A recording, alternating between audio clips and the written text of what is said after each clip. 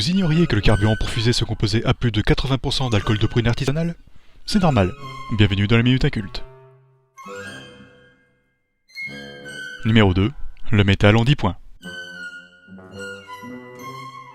Dans le domaine de la critique de la musique métal, lorsque l'on aborde un groupe, un concert, un album ou une chanson, on utilise traditionnellement l'expression « c'est de la merde ». Cette expression a plus de 11 500 significations différentes en fonction des intonations et du rythme utilisé pour la prononcer. Ces significations vont de « c'est vraiment de la merde » à « le concert était sympa, mais il faisait froid, il pleuvait, la bière était tiède et il y avait un grand type devant moi qui m'empêchait de voir la scène ». Une étude finlandaise prétend que les batteurs sont les hommes les plus sympathiques du monde, à condition bien sûr de leur garder les bras et les jambes solidement attachés. Le groupe Nightwish, originaire de Lorraine, est le premier groupe de métal culinaire au monde.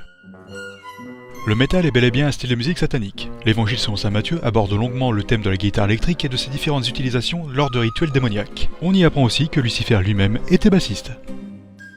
Le groupe Metallica, composé de sosies français du groupe Metallica, s'est rendu célèbre en reprenant les chansons du groupe américain en utilisant pour tout instrument leurs mains habilement placées sous leurs aisselles. La plupart des critiques prétendent que c'est de la merde. Sous-entendu, la batterie pétante et les basses flatulantes sont un peu faibles, mais c'est toujours mieux que l'album Satan Girl.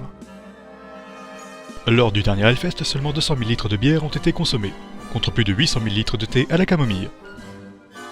Le groupe Van Halen connut une coupure électrique lors d'un concert à Toronto en 1995. Ils décidèrent malgré tout de jouer et improvisèrent leur solo de guitare électrique à la trompette. Lorsque l'on lit à l'envers les albums du groupe Meshuggah, on découvre des messages subliminaux incitant à vénérer comme le groupe, les arcs-en-ciel, les petites fleurs et les poneys tout mignons. Stephen Byrne a été l'un des membres du groupe Motley Crue de 1995 à 1990. En cas de problème technique, la chaîne de télévision Antenne 2 diffusait du Black Sabbath pour calmer les téléspectateurs. En 1991, une marque de sirop utilisa exactement la même technique dans ses publicités pour subjuguer son public.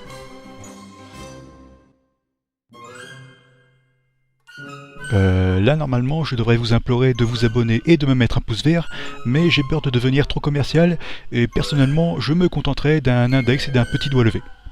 Ah, et sur la gauche j'ai enfin une vidéo précédente, alors si vous ne voulez rien apprendre sur le film Titanic, c'est le moment.